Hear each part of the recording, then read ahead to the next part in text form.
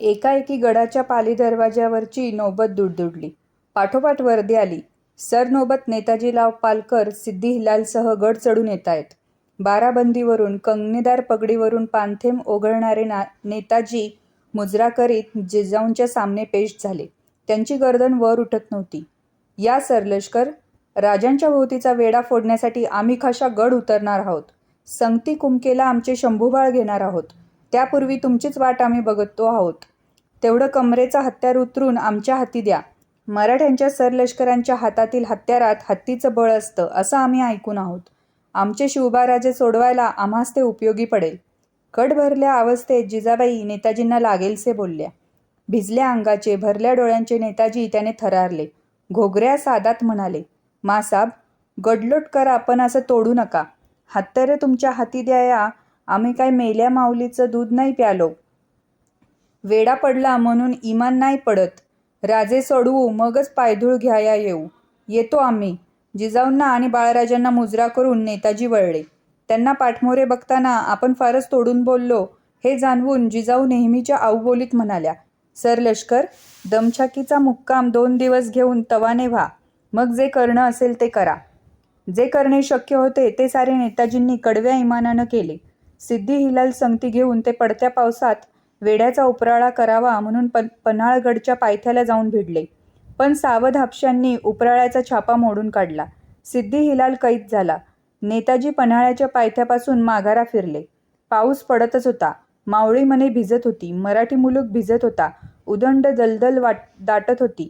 आता जिजाऊंचा, राजांचा, राज्याचा आणि शंभूबाळांचा साऱ्यांचा भार फक्त जगदंबेवर होता. ती जगाची अंबा. संकटांना थांबा म्हणण्याचे सामर्थ्य फक्त तिच्यातच होते. माणसे तिच्या हातातले नुसते पोत होते. जिजाबाई राजगडावरून एकच करू शकत होत्या.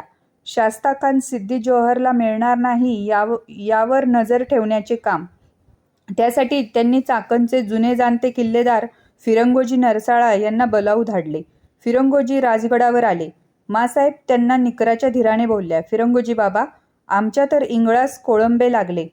कोणती खबर येईल आणि कानात तापल्या शिसाचा रस ओतून जाईल सांगता येत नाही. तुम्हीच जुने कदीम किल्लेदार. चाकणला राहून तुम्ही शास्ताखानास आपल्या अंगावर घ्या. तसं झालं तर त्याचा मोहरा राजगडाकडं, पन्हाळगडाकडं वळणार नाही. बोला, तुम्हास काय वाटतं? मासाब, लई सल्पी कामगिरी नेमून दिलीसा. मला वाटलं पन्हाळ्याचा खोडा उखडायचा हाय. एल्गाराचा मनसुबा असल. फिरंगोजी मनसे बोलले. नाही किल्लेदार, आता पन्हाळ्यावर चाल घेणं म्हणजे हाकनाक हातची माणसं गमावून बसणं आहे. आम्हास ते नाही रुचत. जिजाऊंनी फिरंगोजींची समजूत काढली. मासाहेबांचा निरोप घेऊन फिरंगोजी चाकणला जायला निघाले. त्यांना शंभूबाळांच्या लळ्याचा लगाव होता. राजे नव्हते म्हणून मुजरा धाकलं राज म्हणत फिरंगोजींनी शंभूबाळांना मुजरा घातला. धावत जवळ येऊन फिरंगोजींच्या मांडीभोवती आपल्या हातांचा फेर टाकीत बाळराजे वर बघत म्हणाले, आम्ही तुम्हाला वेढा भरणार फिरंगोजी बाबा, नाहीतर घेऊन चला आम्हाला चाकणला. त्यांचे मांडीभोवती वेढलेले हात अल्लादीने सोडवीत गंभीर झालेले फिरंगोजी स्वतःशीच बोलल्यागत बोलले, तुम्हावानी नानं पण समद्यासनीच लाभलं असतं तर लई बेस झालं असतं धाकलं धनी. जिजाबाईंच्या मनचे सारे थोरपण आता ढासळू लागले. जव्हरच्या वेढ्याला पुरते 4.25 महिने लोटले होते. राजांनी राजगडाला पाठमोरे होऊन आता बक्कळ 11 महिने मागे हटले होते. उभ्या गडावर चिंतेचा विचित्र ताण पसरला. जिजाऊंनी साऱ्यांशीच बोलणे टाकले. गडावर कोसळणाऱ्या पाऊस लोटाकडे स्वतःला हरवून बघताना त्यांना वाटू लागले की सारं आभाळ उरी फुटावं, हत्ती सोंडेने पानधारा धोधो कोसळाव्यात. राजांची काही बरी वाईट खबर कानांवर पडण्यापेक्षा हा उभा राजगड पाणलोटात विरघळून जावा. पण शंभूबाळांना समोर बघताना त्यांचे हे विचार कुठल्या कुठे धावणी घेत निघून जात होते. धारावने जिजाबाईंच्या देवमहालात पूजेचा सरंजाम नेहमीच्या तपकात मांडून ते देवाऱ्यासमोरच्या पाटावर ठेवले. तिच्या शेजारी बाळराजे उभे होते. या देवमहालात आपले आबासाहेब कैक वेळा जिजाऊंच्या पायांचे दर्शन घ्यायला आलेले त्यांनी पाहिले होते. बरेच दिवस झाले आबासाहेब दिसत नाहीत. या विचाराने गोंधळलेल्या शंभूबाळांनी धाराऊला विचारले, धाराऊ, वेडा कसा असतो? कुठं राहतो? धाराऊने चमकून बाळराजांकडे बघितले. मला काही ठाव नाही. असलं काही बाई नका विचारू. धाराऊ कळवळून बोलली. पूजेचा सरंजाम बयाजवार लागला आहे की नाही याचा फेरतपास घेण्यासाठी तिने पाटावरच्या तपकाकडे बघितले. नैवेद्याच्या वाटीतील गुळखळ्याला काळ्या मिट्ट मुंग्यांनी घेरून टाकलेले तिला दिसले. बाहेरच्या पावसाच्या पागोळ्यांनी हैराण झालेल्या मुंग्या देवमहालाच्या उभाऱ्याला आत आल्या होत्या. वाटीतील तो मुंग्यांनी घेर भरला गुळखडा बघताना धारावला कसे तरीच वाटले. पुढे होऊन हातांनी साऱ्या काळ्या मिट्ट मुंग्या वारून तिने तो गुळखडा उचलला आणि दुसऱ्या वाटीत ठेवला. शंभूबाळांचे बोट धरून त्यांना मासाहेबांचे दिवस दर्शन करवण्यासाठी ती जिजाबाईंच्या खासे महालात आली. तेवढ्यात खबरगीर विश्वास नानाजी येताना दिसला. त्याचा चेहरा उजळ दिसत होता. मुजरा रुजू करून छाती फुगवून त्याने जबानीचा मावळी घोट खुला केला. मासाब, कलच्या पुनवच्या राती राजे जवळच्या वेड्यातनं सलामत निसटलं. विश्वास, राजे सलामत सुटले? सांग लवकर, सारा करीना सांग. कसे कसे सुटले आमचे शिवबा राजे? कुठे आहेत? कधी येणार आमच्या सामने? सांग. जिजाबाई बैठकीवरून उठून विश्वासच्या समोर आल्या. त्यांचे डोळे थपथपले होते. विश्वास भरल्या उराने सांगू लागला. कलच्या पुनवच्या राती राज पन्हाळगडाच्या राजदिंडीनं 600 बांदलांनिशी गड उतार झालं. बांदलांनी राजासनी एका पालखीत बसवून विशाळगडाच्या रोखांना अंधारात धाव घेतली. पर गनिमाला राज निसटल्याचा सासूद लागला. जवळचा जाबाई सिद्धी मसूद 1,500 घोडदळ घेऊन बांदलांच्या पाठलागावर पडला. रातभर चिखलराडीतनं झाडझाडोऱ्यातनं बांदलांनी खांदे बदलत राजांची पालखी 14 कोसांवर गजापूरच्या घोडखिंडीवर आणली. तवा भगाटलं होतं. खिंडीजवळ मसूदचं हपसी ऐन पिछाडीला आल्यानं बघून हिरड समाजवळच्या बाजी प्रभू देशपांड्यांनी शिबंदीच्या 2 फळ्या केल्या. एक राजांच्या संगट देऊन त्यासनी विशाळगडाच्या वाटेला लावलं. बाजी आणि त्याचा धाकला भाऊ फुलाजी दोघं 300 बांदलांनिशी घोडखिंडीचा थोपा कराय मागं राहिलं. खिंडीला भिडलेल्या हपशांबरोबर बाजी आणि बांदल 7 प्रहर पट्टा खेळलं. राजा विशाळगडाच्या पायथ्याला आलं तर गडाला सुरव्यांचा आणि पालवणकरांचा घेर पडलेला. राजांनी हर हर महादेव म्हणत तो घेर फोडून काढला. 2 वेळ फोडून राजा विशाळगडावर आहेत. उद्या इकडं येणार आहेत. पर काय झालं विश्वास? बोल. जिजाबाईंना विश्वासचा खुल्ला आवाज बदललेला जाणवला. पर मासाब, घोडखिंडीवर हापशांचा थोपा करताना सारं 300 बांदल आणि बाजी आणि त्यांचा धाकला भाऊ फुलाजी कामी आलं. उलट्या काळजाच्या हापशांनी साऱ्यांची प्रेतं घोड्याच्या टापांखाली चिखलात रगडत खिंड पार केली. विश्वासची खबर ऐकताना मासाहेब स्वतःसाठी बेखबर झाल्या. त्यांच्या डोळ्यांसमोर बाजींची मुद्रा उभी राहिली. गजापूरची घोडखिंड पिंडदान करून शांत झाली होती. बांदल धुंदळ पेटवून स्वामी कार्यावर खर्ची पडले होते. हपशी तरसांच्या डोळ्यात तांबट धूळ फेकून सह्याद्रीचा सिंह सुटला होता. गजापूरची घोडखिंड बाजींच्या रणगाजीने गाजीपूरची खिंड झाली. त्यांच्या शोभणाऱ्या नावाने बाजीपूरची खिंड झाली. बांदलांच्या नेकजात पवित्र आत्म्यांच्या साक्षीसाठी पावन खिंड झाली. राजगडावरच्या पाली दरवाज्यावरची नौबत लईत दुडदुडू लागली. विशाळगडाहून कूच झालेले राजे राजगड चढत होते. पुरत्या 11 महिन्यांनंतर पद्मावती माचीचे तटसर नौबत सिदोजीराव राजांना सामोरे आले. त्यांच्यासह राजे बालेकिल्ला चढून आले. सदर चौकाकडे जात असताना त्यांच्या मनात फक्त जिजाऊ आणि शंभूबाळांचे विचार होते. जिजाऊंच्या दर्शनासाठी तर राजांचे आतुर डोळे भिरभिरत होते. ते सदर चौकाच्या उंबरठ्याजवळ आले. धावत येत शंभूबाळांनी राजांच्या मांड्यांना आपल्या छोटेकाने हातांचा घेर टाकीत दिललगाव साद घातली. आबासाहेब. राजे उंबरठ्यातच घोटाळले. सिदोजीरावांच्याकडे बघत ते म्हणाले, जव्हारचा हत्यारबंद वेढा आम्ही सीताप फोडला, पण या 2 हातांचा वेढा फोडणं कठीण सिदोजीराव. हसत हसतच राजांनी उचलून शंभूबाळांना आपल्या छातीवरच्या कवड्यांजवळ घेतले. त्यांच्या कपाळावर ओठ टेकवून त्यांची पाठ हळूवार थोपटीत पुन्हा उतरविले. समोर जिजाबाई उभ्या होत्या. सूर्याला मावळतीला धाडून पहाटवेळी पुन्हा परत येताना पाहून धन्य होणाऱ्या उगवतीच्या आकाशासारख्या. राजांनी सामने जात त्यांच्या सतेज सात्विक पायांवर आपल्या मस्तकीचे शिवगंध टेकवले. त्यांना उठवून मिठीत घेताना जिजाऊंचे आऊपण डोळ्यात भरून आले.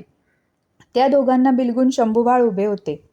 अंगीच्या रक्ताचा वेढा त्या तिघांना तोडतो म्हटल्याने तोडता येणारा नव्हता. हे असले राजेपण जगदंबेने राजांच्या ओंजळीच्या परडीत टाकले होते. हे असले आऊपण जिजाऊंनी आडव्या मळवटाबरोबर माथ्यावर घेतले होते. आणि हे असले बालपण शंभूबाळांचे बोट धरून त्यांना आपल्या संगती चालवित होते. शास्ताखानाने वेढा टाकलेला चाकणचा संग्रामदुर्ग आपले नाव सार्थकी लावीत चांगले 54 दिवस खानाशी भांडला. 55व्या दिवशी चाकणचे किल्लेदार फिरंगोजी हातातील फिरंग खाली ठेवून संग्रामदुर्ग सोडून राजगडाच्या वाटेला लागले. याच वेळी राजेंचे दुखणे आता सरदारांच्या हातून निभत नाही म्हणून खासा आदिलशहाच जबर जमेतीनिशी विजापूरहून मराठी मुलकाच्या रोखाने कूच झाला. पुन्हा आक्रमण, पुन्हा घोडेधाड, टापांखाली पुन्हा मुलूकतोड. पण राजे राजगड सोडू शकत नव्हते. सईबाईंचे वर्षश्राद्ध तोंडावर आले होते. सईबाईंच्या आठवणीने बैचेन झालेल्या राजांनी वर्दी पाठवून शंभूबाळांना आपल्या महाली बोलावून घेतले.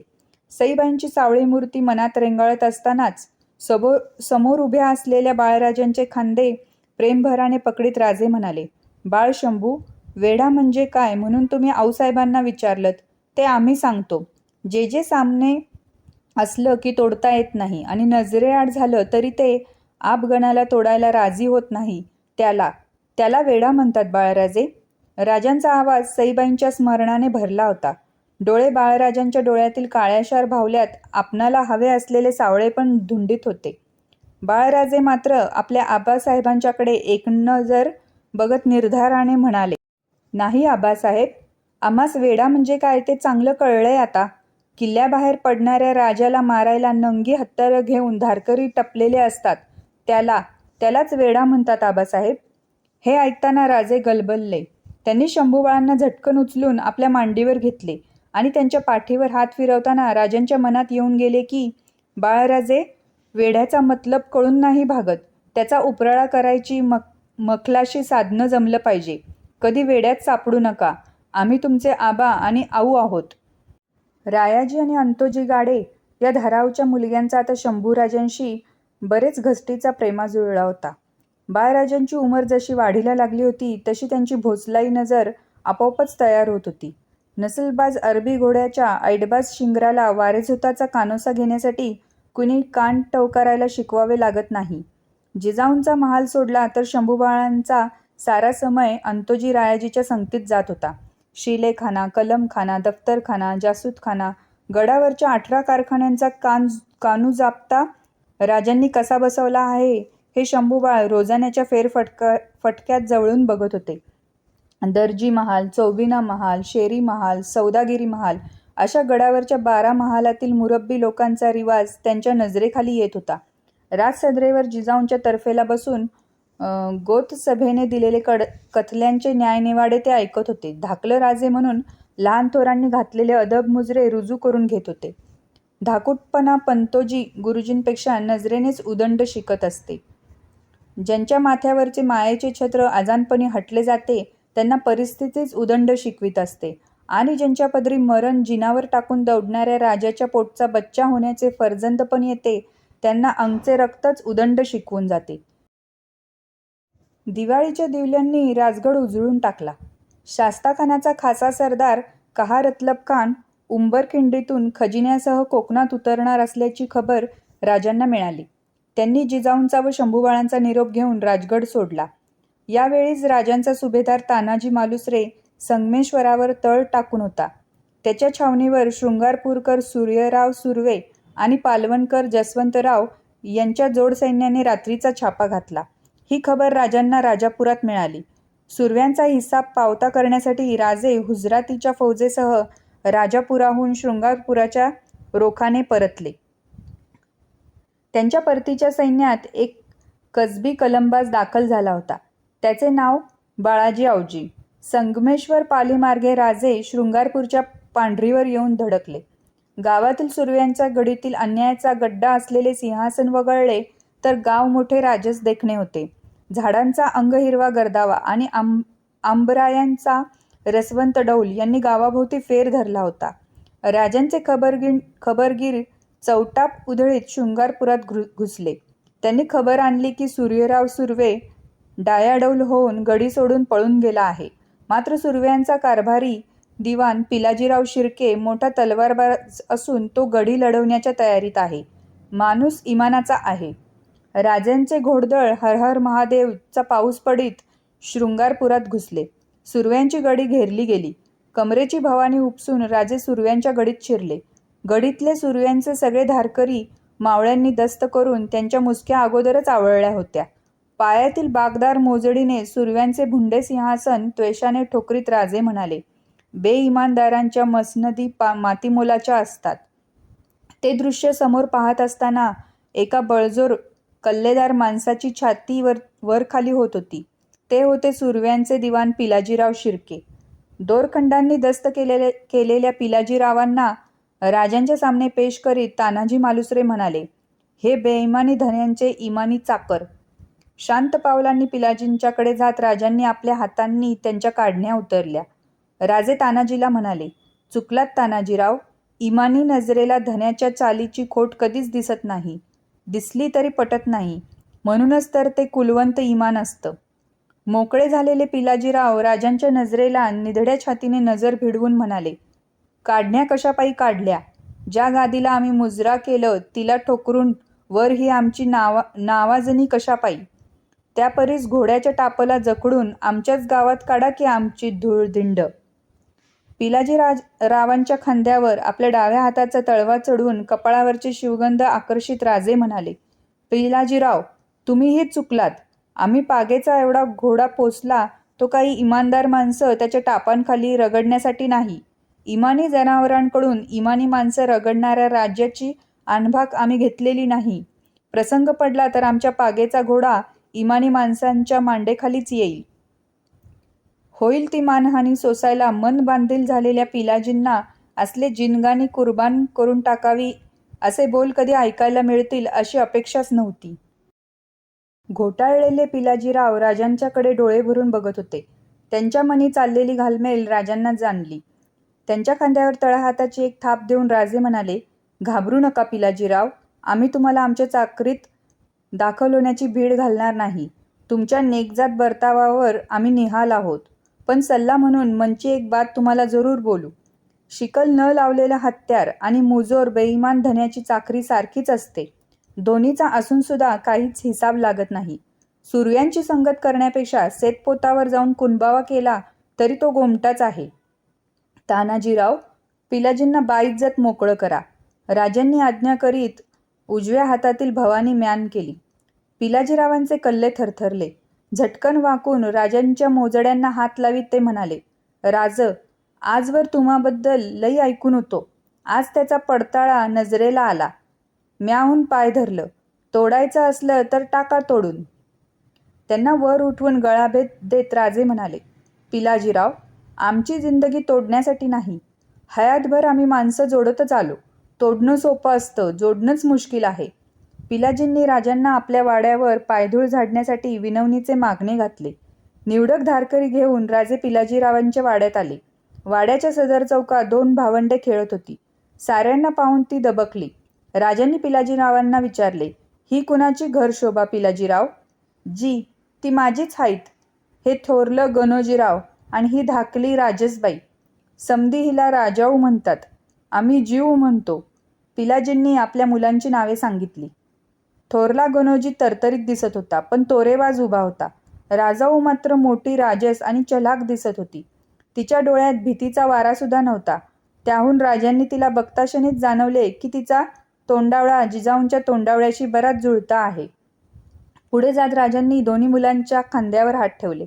ते पिलाजींना म्हणाले, तुमच्या या जोडीने आम्हास आमच्या बछड्यांची याद दिली. पिलाजीरावांनी राजांची इतमामाने सरबराई केली. शृंगारपूर आणि प्रभानवल्लीचा सुबा त्र्यंबक भास्करांना सांगून त्यांनी त्यांच्या दिमतीला पिलाजीराव शिर्के ठेवले. शृंगारपूर सोडण्यासाठी राजे गाववेशीवर आले. वेशीच्या तर्फेला कसले तरी एक मंदिर होते.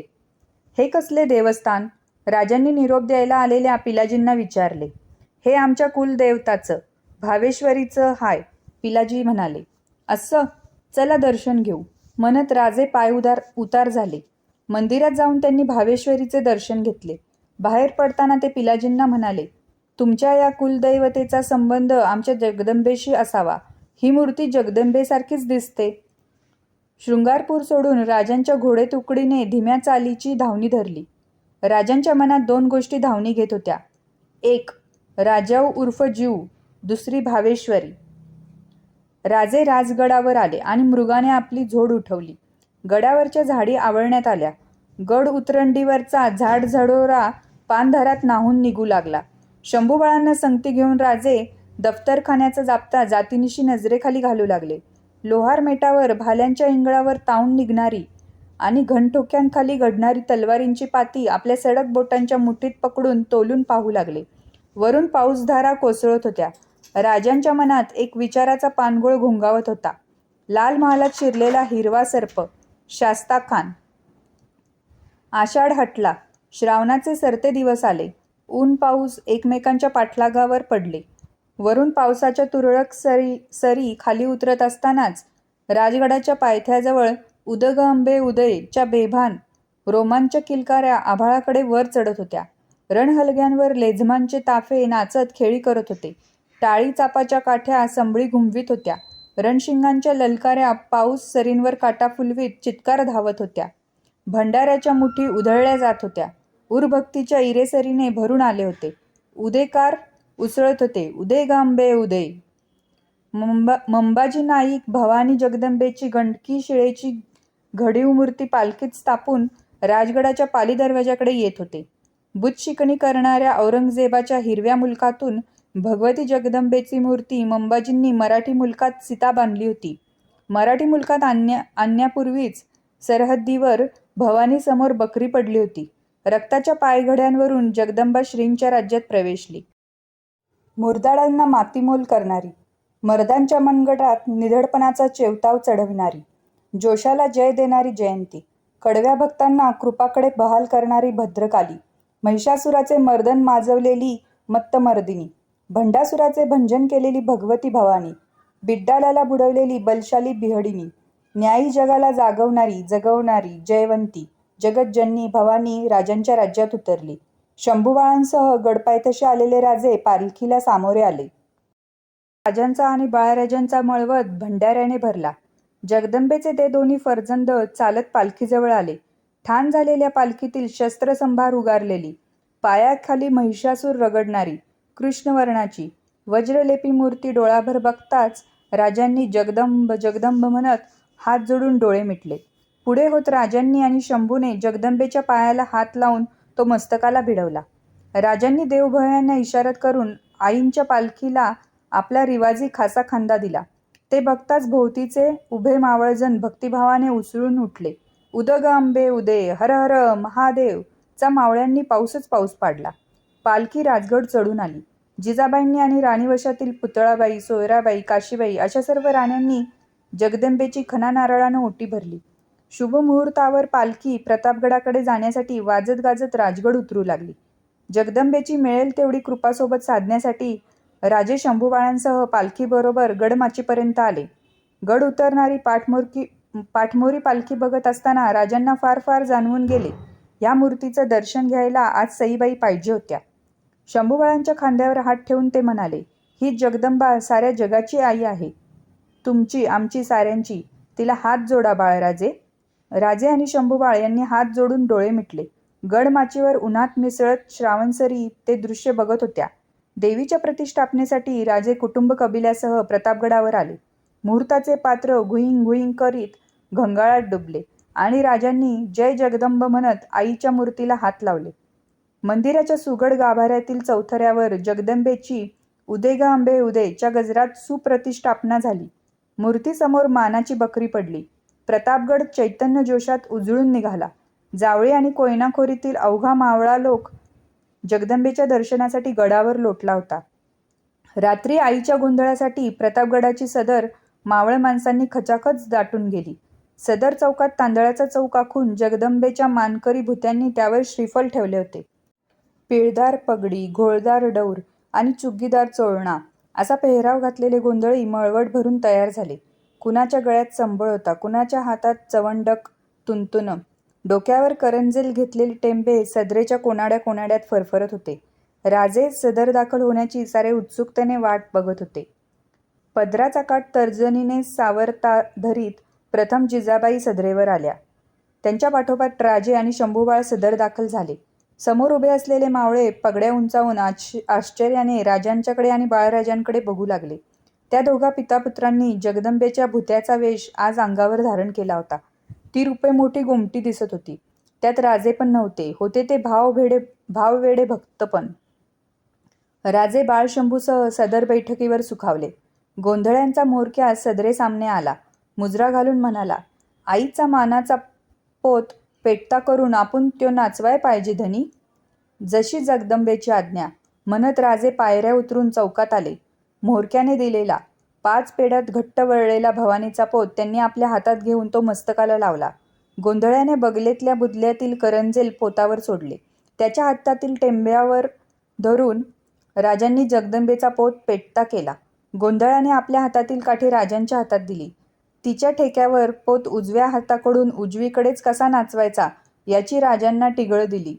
संबळ तडतडत घुमू लागला. चवंडक तुंतुण्याने साथ धरली. आई राजा उद उद म्हणत पायाखालच्या फरसबंदीवर डाव्या हातातील काठीचा ठेका धरून राजे जगज्जननीचा पोत नाचवू लागले. पेटती ज्योत बघताना राजांचे डोळे कसल्या तरी दिव्य तेजाने पेटून उठले. डवराखालचे त्यांचे अंग सरसरत गरम झाले. त्या पोताच्या फरफरत्या ज्योतीतच त्यांना शामियान्यासकट हात पसरलेला अफजल खान दिसू लागला. राजांच्या बागदार नाकाच्या शेंड्यावर घामाचे थेंब तरारले. पाठकण्यातून पांढरी घोडी सुसाट धावतायत असे त्यांना क्षणभर वाटले. हे असंच काहीतरी ज्या क्षणी आम्ही खानाला फोडला त्या क्षणी आम्हास वाटलं होतं. या पेटत्या पोतासारखंच काहीतरी उसळतं पेटतं आमच्या नसानसात दबा धरून आहे. क्षणात राजांना पोतात दिसणारा अफजल दूर हटला. त्यांच्या निमुळत्या डोळ्यातील ज्योती आणि फरफरता पोत एकजोड झाले. विलक्षण तेजाने आता राजांचे डोळे चमकू लागले. ते बेभान झाले. आई राजा उद उद म्हणत मिटल्या डोळ्यांनी राजे काठीच्या ठेक्यावर हातातील पोत फराफर नाचवीत स्वतःभोवती बेभान फेऱ्या घेऊ लागले. सदर बैठकीवर बसलेल्या शंभूबाळांचा पाटकना तो फरफरता पोत पाहताना आपोआपच ताठ झाला. राजांच्या हातात थयथयत फरफरणाऱ्या पोताच्या प्रकाशरेषेवर त्यांची निर्भीड नजर एकटक जोडली गेली. आबांचे हे असले रूप काही त्यांना कधीच बघायला मिळाले नव्हते. पोत नाचवून दमगीर झालेले राजे थांबले. आता त्यांच्या छातीवरचा डौर घामाने चिंब डबडबला होता. पोत धरला हात थरथरत होता. पोताच्या पांढऱ्या पिवळ्या प्रकाशात राजांचे घामाने डवरलेले रूप नुकत्याच धुवून काढलेल्या शिवलिंगासारखे दिसत होते. कपाळावरचा घाम तर्जनीने निचरता करून राजांनी एकदा पोताकडे पाहिले. मग सदर बैठकीकडे नजर जोडून म्हणाले, बाळ शंभू असे चौकात या. शंभूबाळ बैठकीवरून उठून राजांच्या सामने चौकात आले. आपल्या हातातील पेटता पोत शंभूच्या हातात देत राजे त्यांचा छोटेखानी खांदा हळूवार थोपटीत म्हणाले, तुम्हीही नाचवा आईचा पोत बाळराजे, आमच्यापेक्षा जोशानं. सारी सदर डोळे टवकारून बघू लागली. गोंधळाने पुन्हा करंजेल देऊन बाळराजांच्या हातातील पोत ज्योत तवाना केला. राजांनी आपल्या हातातील काठी बाळराजांच्या हातात दिली आणि राजे सदर पायऱ्या चढून जिजाऊंच्या शेजारी बैठकीवर विसावले. शंभूने शेर नजरेने एकदा पोताच्या पेटत्या ज्योतीकडे बघितले. डाव्या हातातील काठी पायागतीच्या फरसबंदीवर आपटीत तो शिवबाळ गरजला, भवानी राजा उद उद. आणि त्या बालरुद्राच्या हातातील 5 पेडी पेटता पोत फरफरत नाचू लागला. त्याला उजवीकडून उजवीकडेच जायचे बंधन उरले नाही. सर्व बंधन तोडून बाळराजे जोशाने मनाजोगा हातचा पोत नाचवू लागले. मिटल्या जागत्या डोळ्यांनी स्वतःभोवती ठेक्यात गरगर फिरू लागले. त्यांच्या डोक्यावरची पगडी हिंदकळता हिंदकळता उडाली आणि फरसबंदीवर उतरली. केस मोकळे सुटलेले शंभो चौफेर थैथै नाचत पोत घुमवू लागले. त्यांचे रसरशीत ओठ रोमांचक उदेकार घुमवीत होते. भवानी राजा उद उद उद उद. फरफरणाऱ्या पोताचे कडे बाळराजांच्या भोवती गरगरू लागले. संबळवाल्याने संबळीच्या टाळी चापांच्या काठ्या चढीला लावल्या.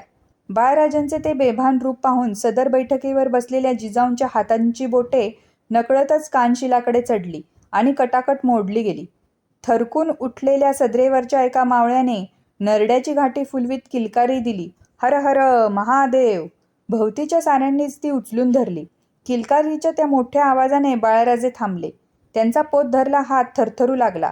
अंगावरचा डौर घामाने डबडबून निघाला होता. आपण आता खाली कोसळू असे त्यांना वाटू लागले. त्यांनी जिजाऊंच्याकडे मूक नजर दिली. जिजाऊ लगबगीनं सदर पायऱ्या उतरून चौकात आल्या. त्यांनी बाळराजांचा पोत आपल्या हातात घेतला. क्षणभर त्याच्यावर नजर जोडून तो गोंधळाच्या हाती दिला. शंभूबाळांना सावरून धरीत जिजाऊ सदर बैठकीवर आल्या. शंभूबाळ थकल्या अंगाने राजांच्या उजव्या तर्फेला बसले. त्यांची मुद्रा अपार तेजाने कशी उजळून गेली होती. नकळतच राजांचा हात त्यांच्या पाठीवरच्या घामेजल्या डवरावरून फिरू लागला.